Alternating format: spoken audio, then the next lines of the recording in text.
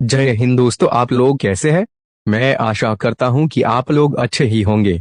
आज फिर से हम लेकर आए हैं आप लोगों के लिए एक रोचक, शिक्षाप्रद और प्रेरणादायक कहानी, जिसका शीर्षक है मेहनत के फल का महत्व। कृपया आप लोग वीडियो को अंत तक पूरा देखिए। आइए अब कहानी की शुरुआत करते हैं। मेहनत के फल का महत्व। एक शहर में प्रतिष्ठित व्यापारी रहता था, जिसे बहुत समय बाद एक पुत्र की प्राप्ति हुई थी। उसका नाम चंद्रकांत रखा गया था। चंद्रकांत घर में सभी का लाडला था। बहुत कठिनाइयों एवं लंबे समय के इंतजार के बाद संतान का सुख मिलने के कारण घर के प्रत्येक सदस्य के मन में व्यापारी के पुत्र चंद्रकांत के प्रति विशेष लाड़, प्यार और स्नेह था, जिसने चंद्रकांत को बहुत बिगाड़ दिया था। घर में किसी भी चीज का अभाव नहीं था। चंद्रकांत की मांग से पहले ही उसकी सभी इच्छाएं पूरी कर दी जाती थी। शायद इसी कारण चंद्रकांत को ना सुनने की आदत नहीं थी और ना ही मेहनत के महत्व का आभास था। चंद्रकांत ने जीवन में कभी अभाव नहीं देखा था, इसलिए उसका नजरिया जीवन के प्रति बहुत ही अलग था। और वहीं व्यापारी ने कड़ी मेहनत करके अपना व्यापार बढ़ाया था। ढलती उम्र के कारण व्यापारी को अपने कारोबार को लेकर चिंता होने लगी थी। व्यापारी को चंद्रकांत के व्यवहार से प्रत्यक्ष लग रहा था कि उसके पुत्र को मेहनत के फल का महत्व नहीं पता है। उसे आभास हो चुका था कि उसके लाड़, प्यार और स्नेह ने चंद्रकांत को जीवन की वास्तविकता और जीवन में मेहनत के महत्व से बहुत दूर कर दिया है।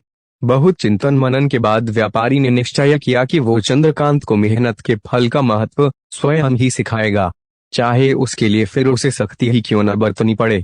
व्यापारी ने चंद्रकांत को अपने पास बुलाया और बहुत ही तीखे स्वर में उससे बात की और कहा कि तुम्हारा हमारे परिवार में कोई अस्तित्व नहीं है। तुमने मेरे कारोबार में कोई योगदान नहीं दिया है, इसलिए मैं चाहता हूं कि तुम अपनी मेहनत से धन कमाओ, तभी तुम्हें तुम्हारे धन के हिसाब से तुम्हें 2 वक्त का खाना मिलेगा। यह सुनकर चंद्रकांत को ज्यादा कोई फर्क नहीं पड़ा। उसने क्षण भर का गुस्सा समझ लिया, लेकिन व्यापारी ने भी ठान रखा था। उसने घर के सभी सदस्यों को भी आदेश दे दिया कि घर का कोई भी सदस्य चंद्रकांत की मदद नहीं करेगा और ना ही उसे बिना धन के भोजन देगा। चंद्रकांत से सभी बहुत प्यार करते थे, जिसका उसने बहुत फायदा उठाया। वो रोज किसी न किसी के पास जाकर धन मांग कर ले आता और अपने पिता को दे देता था, और व्यापारी उसे उन पैसों को कुएं में फेंकने का बोलता, जिसे चंद्रकांत बिना कुछ सोचे समझे कुएं में फेंक आता और उसे रोज भोजन मिल जाया करता था।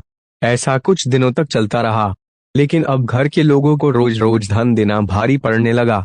सभी उससे अपनी अपनी कनी काटने लगे, जिस कारण चंद्रकांत को मिलने वाला धन कम होने लगा और उस धन के हिसाब से उसका भोजन भी कम होने लगा। एक दिन चंद्रकांत को किसी ने धन नहीं दिया और उसे अपनी भूख को शांत करने के लिए गांव में जाकर काम करना पड़ा। उस दिन वो बहुत देर से थका हारा व्यापारी के पास पहुंचा और धन देकर भोजन मांगा।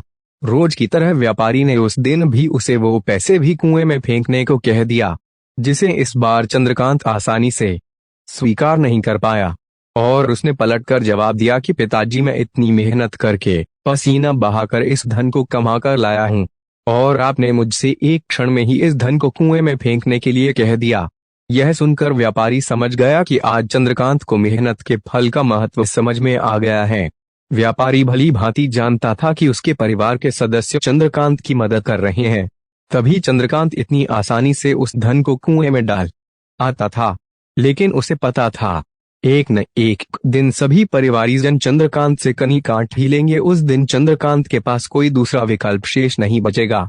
व्यापारी ने चंद्रकांत को गले लगा लिया और अपना सारा कारोबार उसे सौंप दिया।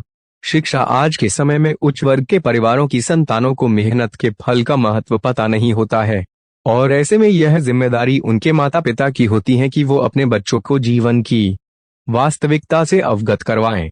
लक्ष्मी उसी घर में आती हैं जिस घर में उसका सम्मान होता है।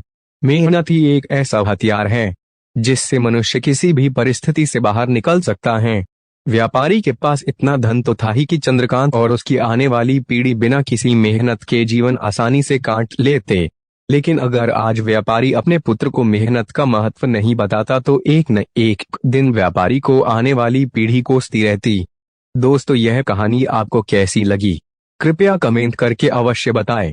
यदि आपको यह कहानी पसंद आई हो तो वीडियो को लाइक करें, शेयर करें और हाँ, ऐसी ही रोचक शिक्षाप्रद और प्रेरणादायक और भी कहानियों को सबसे पहले देखने और सुनने के लिए हमारे चैनल के यादव हिंदी कहानी को सब्सक्राइब अवश्य कर ले।